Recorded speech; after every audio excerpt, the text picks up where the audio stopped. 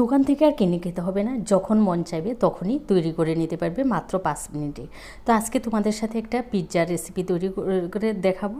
আমরা অনেকে কি পিৎজা খেতে ভালোবাসি, কিন্তু ওই তৈরির ঝামেলায় আমরা খেতে চাই না। আর রোজ রোজ তো দোকান থেকে কিনে খাওয়া সম্ভব না। একদম সহজ পদ্ধতিতে পিৎজার ব্রেড তৈরি করা ছাড়াই কীভাবে পিৎজা তৈরি করবে সেই রেসিপিটা তোমাদের সাথে শেয়ার করবো। আর সাথে থাকছে একটা স্পেশাল সস, কারণ পিৎজা সসও ঘরে সবসময় থাকে না।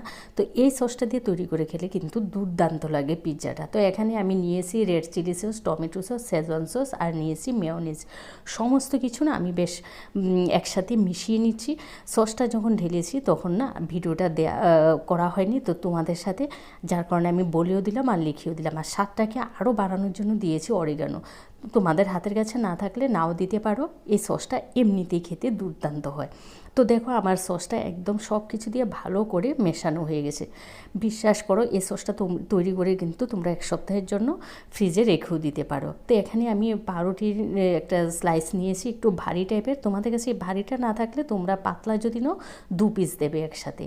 তো ওই যে পিৎজা সসটা তৈরি করছি পুরো পাউরুটিতে মাখিয়ে দিলাম। তারপরে এখানে না আমি কিছু সবজি নিয়েছি, এগুলোকে না আমি বাটারে একটু সটে করে নিয়েছি। এভাবে বাটারে সটে করে দিয়ে খেয়ে দেখো, খেতে ভীষণ ভালো লাগে। তারপরে দিয়েছি তোমার পনির, আর দিয়েছি চিকেন সসেস দিয়ে আবারও উপরে পিৎজা সসটা দিয়ে দিলাম। দিয়ে এবার আমি দিয়েছি চিজ। এখানে তোমাদের আর হাতের কাছে যদি চিজ না থাকে শুধু সসটা দিয়ে তৈরি করে খেয়ে দেখো, পিৎজাটা কিন্তু দুর্দান্ত হয়।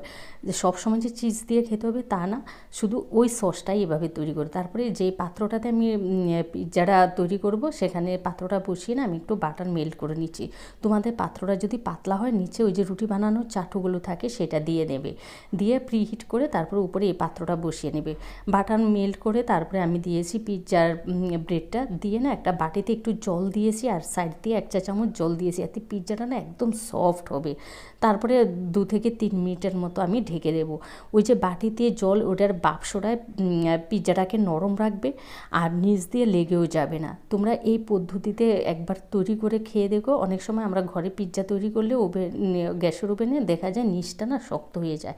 এতে কিন্তু পিৎজার নিচটা একদমই শক্ত হবে না, একদম দোকানের মতোই নরম তুলতুলে হবে। তোমরা দেখেও বুঝতে পারছো যে কতটা নরম হয়েছে। ভিডিওটা ভালো লাগলে তোমাদের আত্মীয় স্বজন, বন্ধুবান্ধব সবার সাথে বেশি বেশি করে শেয়ার করে দিও। আর যারা আমার চ্যানেলে নতুন আছো প্লিজ চ্যানেলটা সাবস্ক্রাইব করে পাশে থাকা বেল আইকনে ক্লিক করে দিও, তাহলে যখনই নতুন নতুন ভিডিও আপলোড দেবো সবার আগে পৌঁছে যাবে তোমাদের কাছে। তোমরা ভালো থেকো, সুস্থ থেকো। আবারও দেখা হবে নতুন ভিডিও নিয়ে। আজকের মতো আমি তোমাদের থেকে বিদায় নিচ্ছি। টাটা।